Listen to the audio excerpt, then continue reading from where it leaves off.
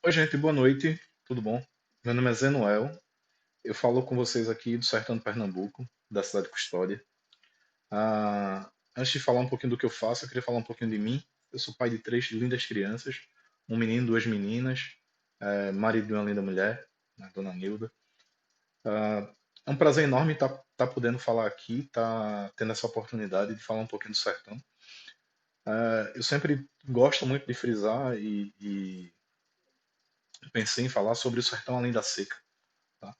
Porque a gente sempre pensa no sertão como a terra da escassez, a terra da seca, a terra do boi morrendo, né, por falta de água, do gado, do caprino. Mas eu queria falar que o sertão tem sim essa realidade, tá? Não dá para negar e dizer para vocês, não, isso não acontece. Infelizmente isso acontece e a gente viu isso acontecer muito recentemente. Nos últimos 7 anos nós tivemos a pior seca dos últimos 100 anos. Isso ainda é uma realidade do sertão. Mas o sertão, ele não é isso, tá? Eu costumo dizer que um livro muito conhecido que fala muito sobre essa realidade do sertão é o livro Vidas Secas, que ele é um retrato do sertão. Ele não é um filme, tipo, ele mostra algo que acontece e especificamente o livro aconteceu num determinado tempo, num determinado momento. É uma fotografia, tá? Mas se você olhar somente para essa fotografia, você vai ter uma imagem incompleta da riqueza e do poder, do potencial e vou além de tudo a beleza que o sertão tem, que o sertão é. Tá? Eu gosto muito do sertão porque você vê o sertão seco, tá? Você vê as árvores sem folha, você vê a, vamos dizer assim, a tristeza, né, da natureza pela ausência de água, mas cai um pingo d'água, uma chuva, né, que você olha assim e diz, poxa, não deu para encher nada, não deu para molhar nada, e você, quando passa, uma semana depois, aquela mesma vegetação que estava seca, que estava triste, que estava ali, que você olhava para aquilo ali e dizia, poxa, essa árvore morreu, né, tá verde, tá cheia de folhas, tá vibrante. Tá?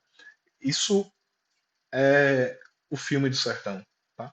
Essa é a beleza do sertão, além daquele momento que o sertão também tem da seca. Eu estou dizendo isso porque a gente sempre, quando fala de sertão, né, e a gente teve a oportunidade de trazer algumas pessoas aqui de outras regiões do Brasil, as pessoas sempre olhavam assim e diziam: caramba, mas como assim? Né? Cadê? Eu pensei que ia chegar aqui e não ia ter lugar para tomar banho, e não ia ter tanta disponibilidade de alimentação, que não ia ter tantas opções de restaurante. Né? Cadê o sertão pobre, triste? Né? O sertão tem sim as suas dificuldades, mas o sertão, na sua beleza, na sua pujança, ele vai além da pobreza. Né? Ele, na verdade, é uma região riquíssima. Tem uma vegetação, um bioma, né, que é a caatinga, que é único no mundo todo. E esse sertão, sabe, é o sertão que é capaz de produzir e produz coisas incríveis para o Brasil e para o mundo. Falando um pouquinho disso, sabe, eu queria pegar o gancho e citar, né, eu não nasci aqui no sertão, eu sou adotivo do sertão, porque eu nasci em Recife, eu voltei para cá, vim para cá ainda recém-nascido, mas morei aqui até os 7 anos, depois fui embora, voltei para cá em 2007, né? Morei em algumas cidades de São Paulo e em algumas outras cidades aqui do estado de Pernambuco. Mas vindo para cá em 2007, eu tive a oportunidade de voltar a conhecer o sertão mais de perto. Tá? E esse sertão do qual eu falo para vocês, né? O sertão que, por exemplo, tem hoje uma rede educacional enorme, né? Aqui na cidade de Serra Talhada, mas não só aqui, Arco Verde, falando do sertão pernambucano com mais propriedade, mas Arco Verde, Serra Talhada, Araripina, a Terra do Gesso, entrando aqui no sertão do Ceará, onde eu conheço um pouquinho mais, ali a região do Padre Cícero, Juazeiro do Ceará, Petrolina, né? São lugares onde que tem um conjunto, um polo educacional fortíssimo. Isso tem vou tentar usar um termo que não é exatamente o que eu queria trazer nesse momento, mas assim, isso tem permitido que o sertão tenha tido a oportunidade de construir novos conhecimentos e aplicar conhecimentos antigos, tá? De forma que a gente consiga pegar toda essa potencialidade, a riqueza e a beleza que eu falo do sertão e transformar ela em soluções, tá? Não só soluções técnicas, não só soluções de tecnologia digital, tá? De hardware e software, né? Mas de processos e de serviços que têm transformado, tá? a, a realidade do sertão. Uma coisa que eu sempre gosto muito de ressaltar, o sertanejo, ele é empreendedor, ele é criativo, ele é inovador por natureza e por necessidade, né? Lá em Vidas Secas tem uma frase que eu gosto muito, o sertanejo é antes de tudo um forte, tá? Mas eu queria dizer que o forte do sertanejo não é só a força física, não é só a força de vontade e a resiliência de viver num lugar que às vezes é muito duro, tá? Mas ele é um forte porque ele conseguiu criar soluções, tá?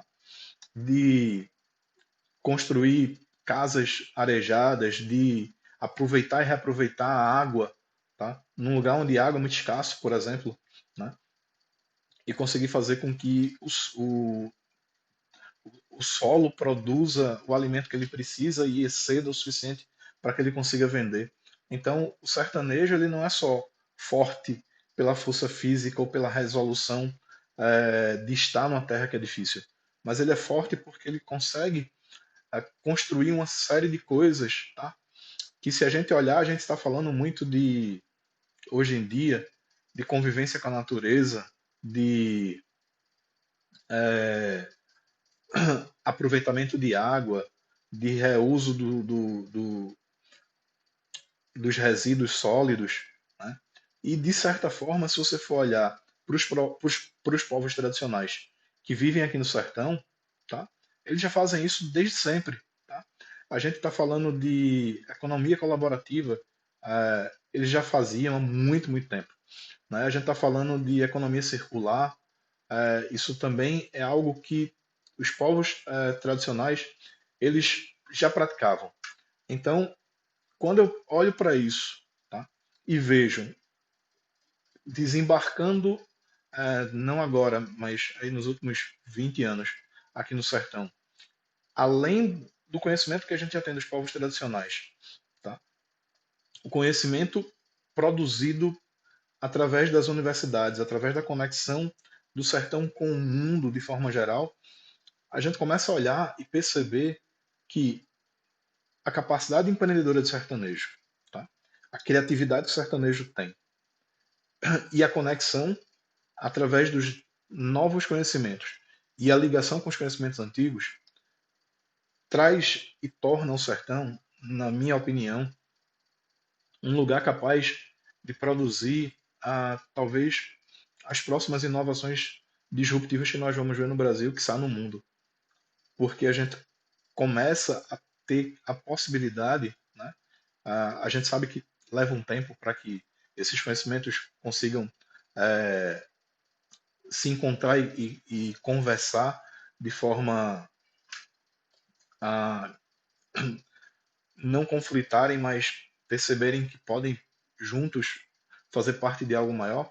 Então, esse, essa colisão, né, ou essa conexão desses conhecimentos, do conhecimento da pesquisa, do desenvolvimento, do conhecimento acadêmico com o conhecimento dos povos tradicionais, tá? Do vaqueiro, do caboclo, do indígena, tá?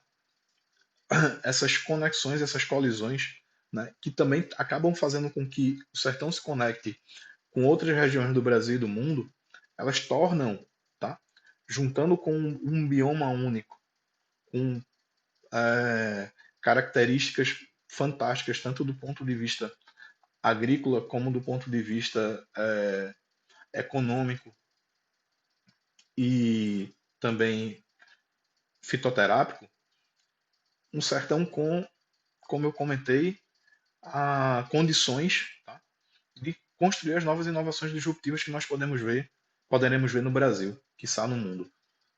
Eu gosto muito de falar sobre isso porque a gente precisa olhar e perceber, tá, que é, o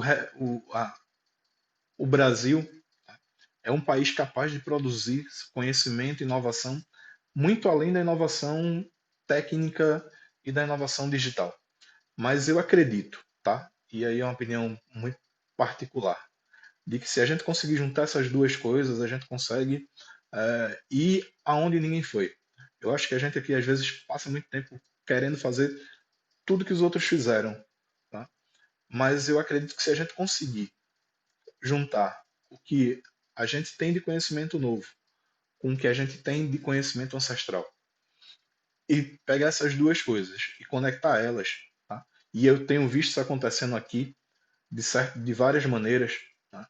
A gente aqui no sertão tem hoje, por exemplo, criação de camarões de mar, tá? Utilizando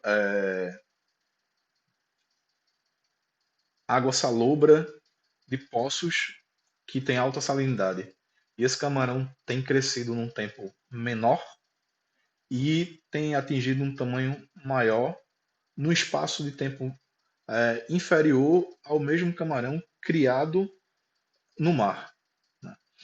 Eu estou trazendo isso para demonstrar, por exemplo, como você consegue juntar o conhecimento acadêmico, a pesquisa, as condições do sertão, o conhecimento do sertanejo, do vaqueiro, como eu comentei, né, do caboclo, do homem do campo, do indígena, e produzir coisas que a gente olhava 7, 10 anos atrás, imaginava jamais a gente vai construir, conseguir criar camarão de forma competitiva no sertão.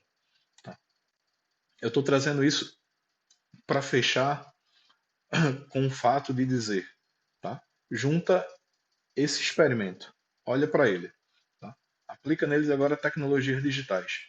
A gente consegue dar uma escala maior a isso, consegue automatizar uma série de coisas e consegue criar condições de que isso, por exemplo, cresça de uma maneira inesperada.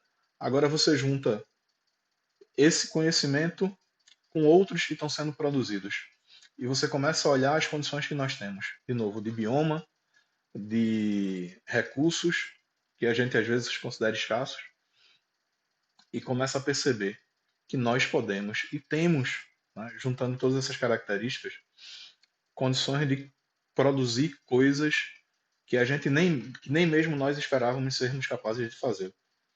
Por quê? Porque o sertão ele permite, né, dentro de toda essa sua cadeia e de toda essa suas particularidades do seu povo, a, da sua gente, do seu acolhimento, né, de receber a, o novo e de incorporá-lo ao tradicional, coisas maravilhosas, de novo, que vão muito além da seca, que vão muito além daquilo que a gente olha assim e imagina que possa vir de uma região onde a gente conhece somente pela seca e pela escassez. Tá? Convido todos, todas, a conhecerem um pouco mais do sertão e vivenciarem e, quem sabe, usarem das novas inovações que irão surgir a partir daqui. Um grande abraço.